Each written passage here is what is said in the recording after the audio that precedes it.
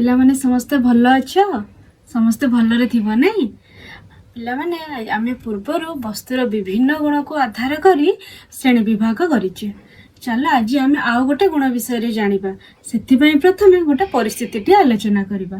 ପରିସ୍ଥିତିଟି ହେଉଛି ଗାୟତ୍ରୀ ଆଉ ତା ସାଙ୍ଗ ରୀନା ବିଦ୍ୟାଳୟରେ ମଧ୍ୟାହ୍ନ ଭୋଜନ ଖାଇସାରି ଗାୟତ୍ରୀ କ'ଣ କଲା ନା ତା ଷ୍ଟିଲ୍ ଥାଳିଟିକୁ ଭଲସେ ମାଜି ଆଣିଲା ଏବଂ ରୀନାକୁ କହିଲା ଚାଲ ତତେ ଗୋଟେ ଯାଦୁ ଦେଖେଇବି। ତାକୁ ନେଇ ବାରଣ୍ଡାରେ ଛିଡ଼ା କରେଇଦେଲା, ସ୍କୁଲ ବାରଣ୍ଡାରେ।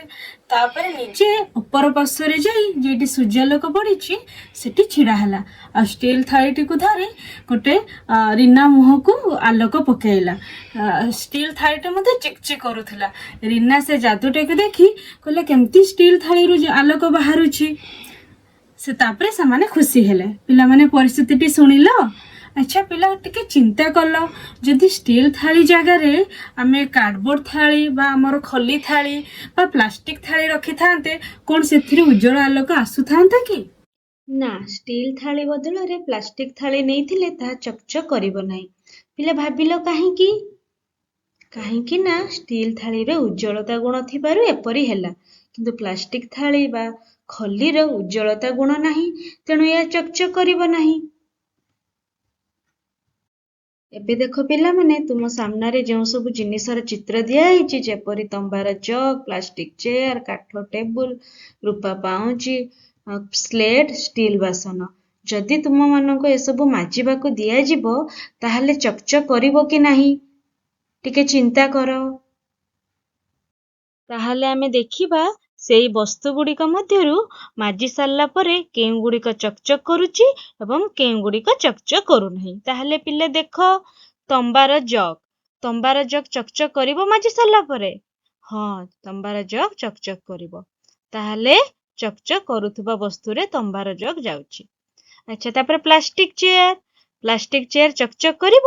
ଆମେ ଯଦି ତାକୁ ଘଷିବା ତାହେଲେ କ'ଣ ହବ? ଦାଗ ପଡ଼ିଯିବ, କିନ୍ତୁ ଚକଚକ କରିବ ନାହିଁ। ତାହେଲେ ଚକଚକ କରୁନଥିବା ବସ୍ତୁରେ ଯିବ। ତାପରେ କାଠ ଟେବୁଲକୁ ଯଦି ଆମେ ଘଷିବା ବି ଦାଗ ପଡ଼ିଯିବ, କିନ୍ତୁ ଚକଚକ କରିବ ନାହିଁ। ତେଣୁ କାଠ ଟେବୁଲ ଚକଚକ କରୁନଥିବା ବସ୍ତୁରେ ଆମେ ଲେଖିବା। ତାପରେ ଷ୍ଟିଲ୍ ବାସନ, ତୁମେ ଜାଣିଛ ଆଗରୁ ଷ୍ଟିଲ୍ ବାସନକୁ ମାଜିଲେ ପୁରା ଚକଚକ କରିବ ନାଇଁ? ଆଚ୍ଛା, ତାପରେ ପିଲା ଦେଖିବା ସ୍ଲେଟକୁ ମାଜିଲେ ଚକଚକ କରିବ? ନା, ଚକଚକ କରିବ ନାହିଁ। ତାପରେ ରୂପା ପାଉଁଜି, ତୁମେ ମାନେ ସବୁ ରୂପା ପାଉଁଜି, ରୂପା ମୁଦି ପିନ୍ଧିଲେ ତାକୁ ସଫା କରିଦେଲା ପରେ ତାପରେ ପୁରା ଚକଚକ କରେ।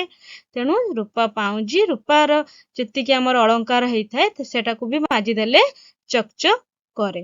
ତେଣୁ ପିଲାମାନେ ଆମେ ଆଲୋଚନା କଲେ ନା କୋଉ ଗୁଡ଼ିକ ଚକଚକ କରୁଛି ଏବଂ କୋଉ ବସ୍ତୁ ଗୁଡ଼ିକ ଚକଚକ କରୁନାହିଁ। ଆମେ ବିଭିନ୍ନ ଉଦାହରଣ ନେଇ ଆଲୋଚନା କରିଲେ। ତାହେଲେ ପିଲାମାନେ ତୁମେମାନେ କ'ଣ ଜାଣିଲ? ବସ୍ତୁର ଯେଉଁ ଚକଚକ ଦେଖାଯାଉଥିବା ଗୁଣକୁ ଉଜ୍ଜଳତା କୁହାଯାଏ ଏବଂ ସେଇ ବସ୍ତୁ ଗୁଡ଼ିକ ଉଜ୍ଜଳ ବସ୍ତୁ କୁହାଯାଏ।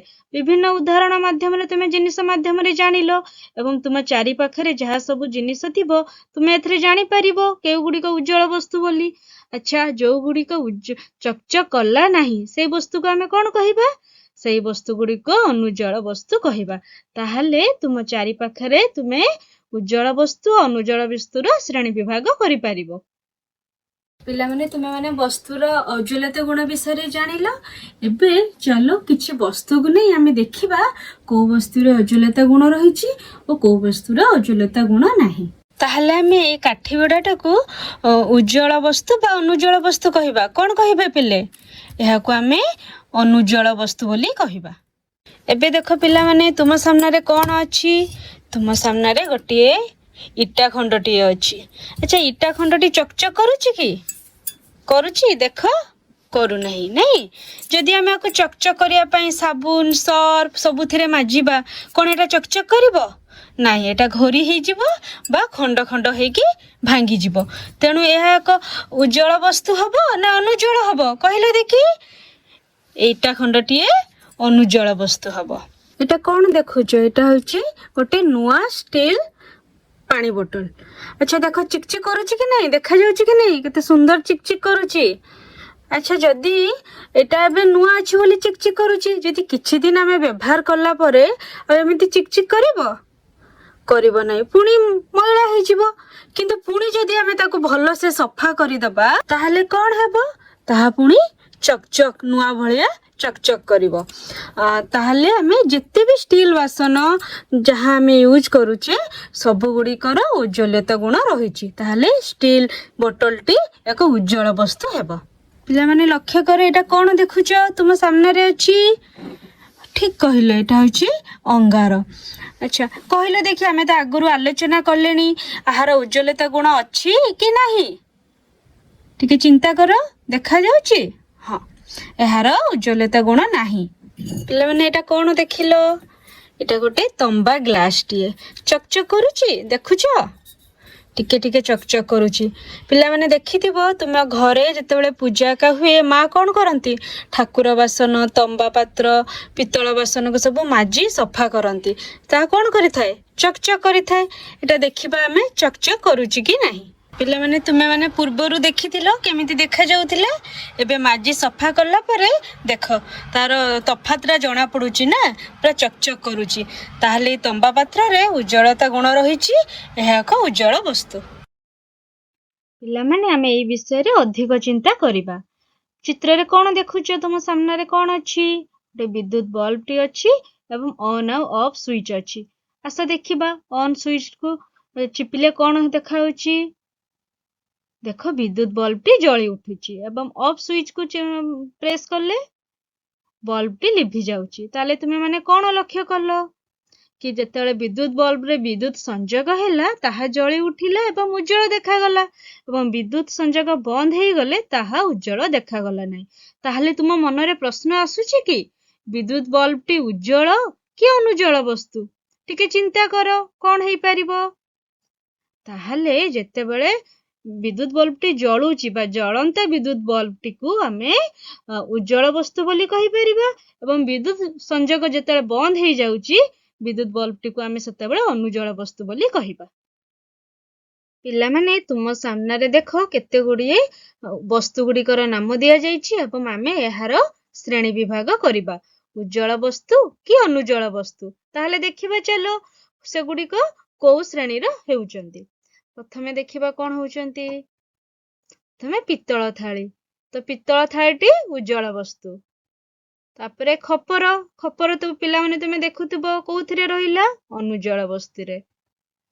କଂସା ବାସନ ମାଜି ଦେଲା ପରେ ପୁରା ଚକଚକ କରେ, ତେଣୁ ଉଜ୍ଜଳ ବସ୍ତୁରେ ଯାଉଛି। ପୋଷାକ, ପୋଷାକର ଲାଇଟ୍ ପଡ଼ିଲେ ସେ ଚକଚକ କରେ କି ନାହିଁ? ଷ୍ଟିଲ୍ ବୋତଲ ବି ଚକଚକ କରେ ବା ଏହା ଉଜ୍ଜଳ ବସ୍ତୁ।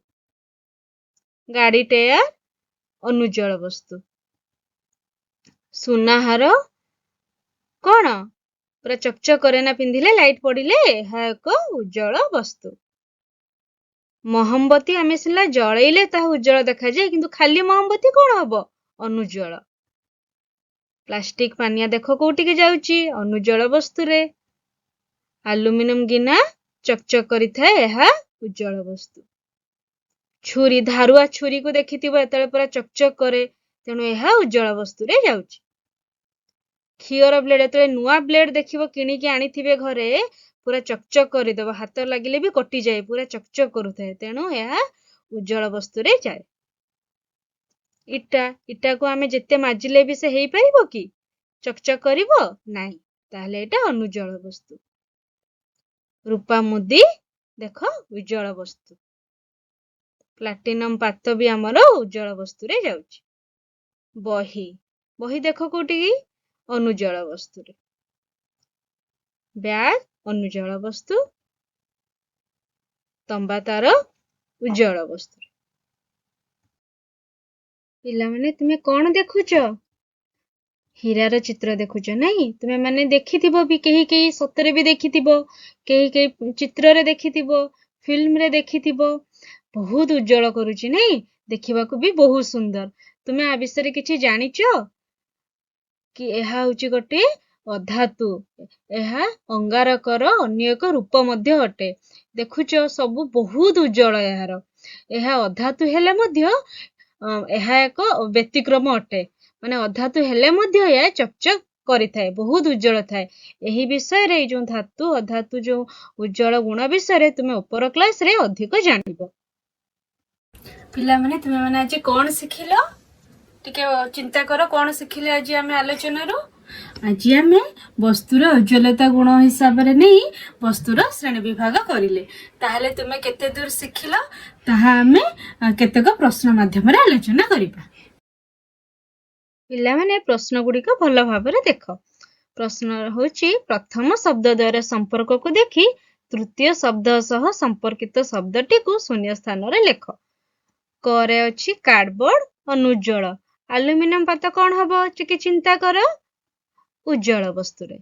ଉଜ୍ଜଳ ସୁନା କାନଫୁଲ। ଅନୁଜ୍ଜଳ ବସ୍ତୁ କଣ ହବ? ବହୁତ ସାରା ବସ୍ତୁ ହେଇପାରେ, ଟିକେ ଚିନ୍ତା କର। ଏଠି ଚଷମା ଖୋଳ ଲେଖା ହେଇଛି, ତୁମେ ଇଟା, କାର୍ଡବୋର୍ଡ ବହୁତ ସାରା ତୁମେ ଚିନ୍ତା କରିପାର। ଗରେ ସୋଲ ଅନୁଜ୍ଜଳ ବସ୍ତୁ। ଷ୍ଟିଲ ବାସନ କଣ ହେବ? ତୁମେ ଜାଣିଛ ନାଇଁ, ଉଜ୍ଜଳ ବସ୍ତୁ। ଆଚ୍ଛା, ଘରେ ଅନୁଜ୍ଜଳ ପ୍ଲାଷ୍ଟିକ ବାଲ୍ଟି। ଉଜ୍ଜଳ ବସ୍ତୁ ବହୁତ ସାରା ବସ୍ତୁ ତୁମ ଚାରି ପାଖରେ ଅଛି, ତୁମେ ଯାହା ବି ଲେଖିପାର। କଣ ହବ? ଆମେ ଏଠି ହୀରା ମୁଦି ଲେଖିଛେ, ତୁମେ ସୁନା କାନ ଫୁଲ, ବହୁତ ସାରା ଜିନିଷ ତୁମେ ଲେଖିପାର। ପିଲାମାନେ ଏଠି ପ୍ରତ୍ୟେକ ପ୍ରଶ୍ନର 4ଟି ସମ୍ଭାବ୍ୟ ଉତ୍ତର ଦିଆଯାଇଛି। ତୁମେ ଠିକ ଉତ୍ତରଟିକୁ ବାଛିବ। ପ୍ରଶ୍ନଟି ହେଉଛି, ନିମ୍ନୋକ୍ତ ମଧ୍ୟରୁ କେଉଁଟି ଏକ ଉଜ୍ଜଳ ବସ୍ତୁ ଅଟେ? ଧାରୁଆ ପନିକି, ଚପଲ, ଷ୍ଟିଲ ଚାମଚ, ରବର। ଏହାର ସମ୍ଭାବ୍ୟ ଉତ୍ତର ଗୁଡିକ ହେଲା କେବଳ ଏ, କେବଳ ସି, ଉଭୟ ଏ ଓ ସି, କୌଣସିଟି ନୁହେଁ। ପିଲାମାନେ କହିଲ କୋଉଟା ଠିକ ଉତ୍ତର ହବ? ଠିକ କହିଲ, ଉତ୍ତରଟି ହେଉଛି ଉଭୟ ଏ ଓ ସି।